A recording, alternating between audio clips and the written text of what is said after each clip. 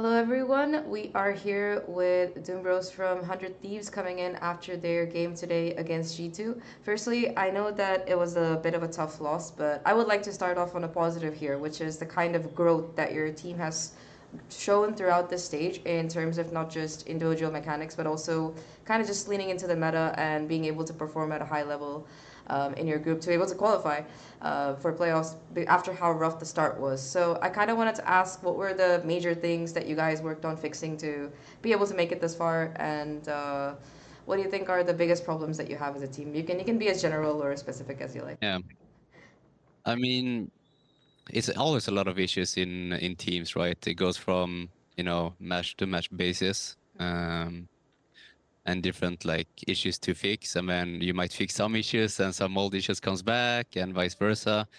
I think regarding today's match, the ideas we had and the plans, and also the ideas from the players in mid round was very good, but execution was not. It's the small details, it's the waypoints, um, team play. So that's really what we've been working on, trying to get it consistent, because if it's consistent, then we can be the best in the world, right?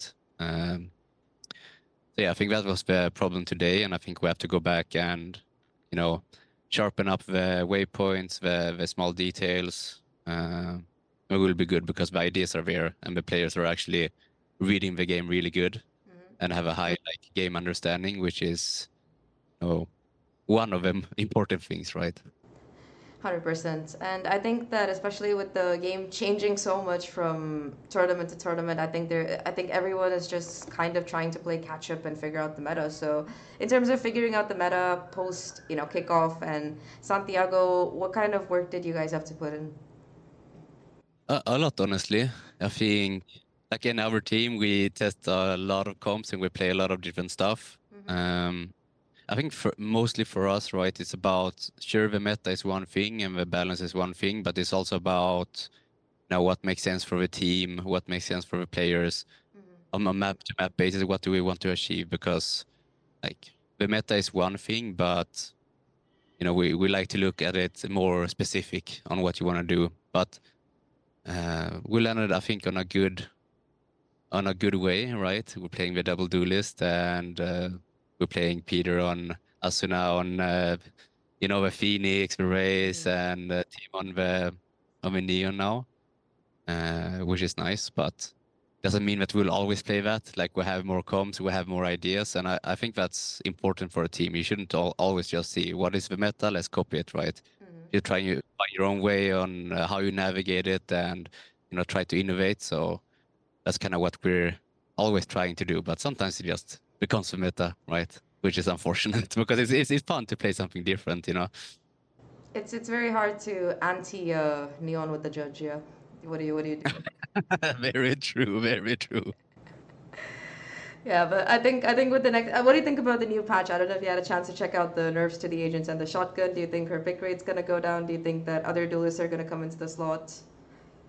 Yeah, I think the pick rate will go down, but usually it's like all the patches, it's kind of like a curve where the patch comes in and the play rate will be really dropped, and then it will go up to like a semi-good level. So I think the nerfs are big because like one of the biggest kits for Neon is the jump spotting, right?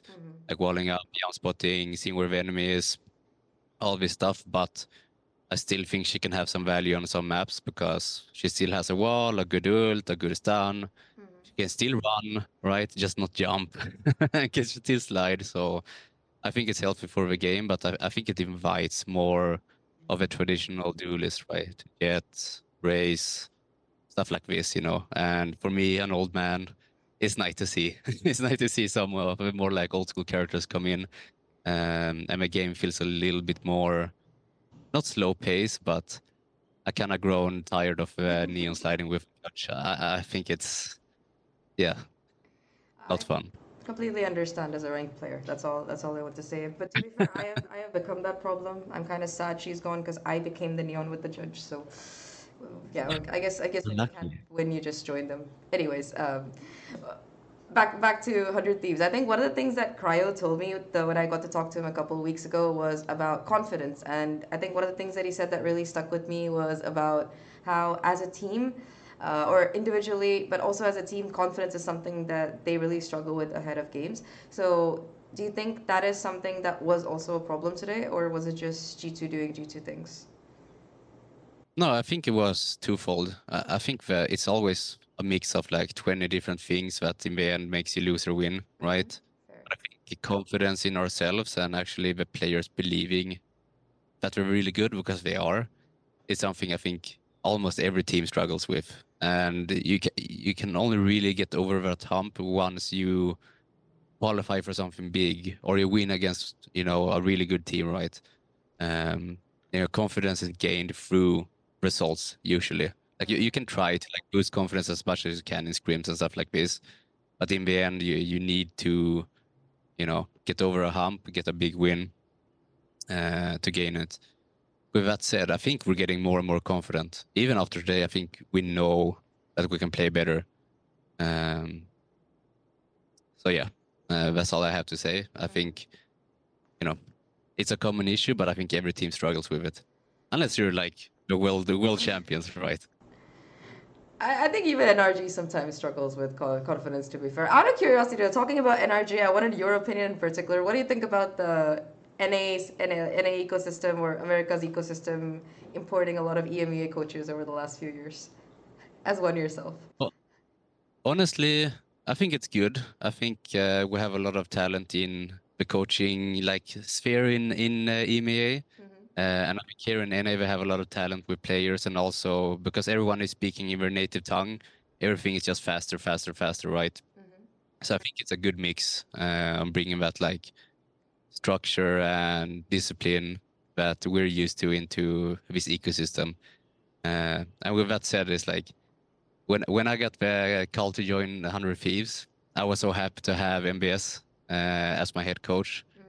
And honestly, like The OG. I've been looking for some press to like say this, but like MBS he's so good to work with. He's so smart and like makes I don't know. I just want to sing his praises because I don't think enough. Like he's incredible. So getting to work with him and then work with all the players and the org as well, just been a dream. So smooth and everyone is so nice and so smart. So yeah, I think it's a good idea to import coaches. Do it more. Americas, you heard it first. Do you think, no, it's a joke, but do you think that's why Americas has been so successful in the last few years, if you think about it? Hmm. Um, nah, I'm Swedish, so I can't like toot my own horn or toot. Horn. I can't do that. I think North America is good at Valorant because the game is slowly moving towards not more fast paced because like energy isn't that fast paced, but there I don't know, just communication is so important.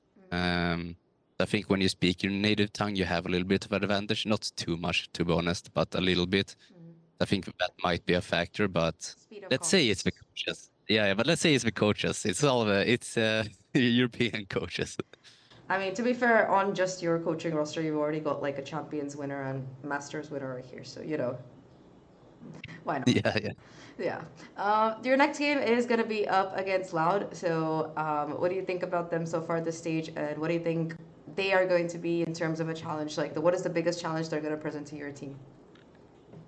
Um, the biggest challenge I don't really want to say, obviously, because we Oh, play them in 2 days. spoilers. So, Sure. but I think it will be a fun match. We scrimmed them a lot as well, and Luke Show is, one of the players that I think is always super fun to watch. Mm-hmm. Also very fun to play. So yeah, I'm just looking forward to it. Um, looking forward for a lower bracket as well. I don't know why, I but have never even heard where anyone say that. Wow. just lower brackets are just like cozy and nice. And this is just me coping today, by the way. I have to cope somehow. Okay, don't Fair enough. don't blame. No, I'm super confident against Loud, and I think it will be a banger for sure. I'm pretty excited to catch that one for sure. All right, last question before I let you go. What do you think was the best era of Valorant since you've been here from the beginning? What was your favorite patch or favorite kind of meta till now? Uh, I would say, and this is unpopular, but I think the chamber meta for sure. just because it was very stable. Uh, there's not a lot of things like going on, not like a waylay flying over there, a neon over there. It was just like chamber meta. You could even play zero duelists. So just nice. So I like it when you have like a agent that is very over because it means less work for the coaches. It's just like it's more about just strategy and outsmarting and outshooting. So yeah, chamber meta for sure. Awesome. All right. And I mean, you've won a trophy already yourself, but what do you think is your biggest individual goal in Valorant or in life, and who is your biggest inspiration? Ah, I would say my biggest goal is I don't know. I'm very weird that I don't like my goal isn't really to win. I think my biggest goal in Valorant is helping people succeed and helping people win. I think that's what really gives me like, happiness is yeah, being on the sidelines and helping people, achieve their goals. And that's my goal. Mm-hmm. It sounds super cheesy, but You're a coach. uh, It makes sense. yeah, it's like that's what I get. But obviously, to win a champs, I think that would be insane. But I'm very aware that, the first good Valorant, and winning champs is just like a result of playing good Valorant. So that's always the goal. And inspiration for me, oh, I don't know. It could be anybody, not Uh, necessarily esports. It's yeah, anything. uh, I mean, esports related. Like when I came up in Valorant, Angel took me in into his team, and he actually taught me a lot. So like my inspiration for a long time was Angel, for sure, and still is. Now that he's also in the coaching booth, hopefully you guys can face off, someday at a Yeah, Valorant tournament. That'll be pretty fun to watch. exactly. I do miss seeing him on the server. He was so fun. Anyway, I think that's about it for my questions. Good luck for your game against Loud, and thank you for taking the time to talk to me.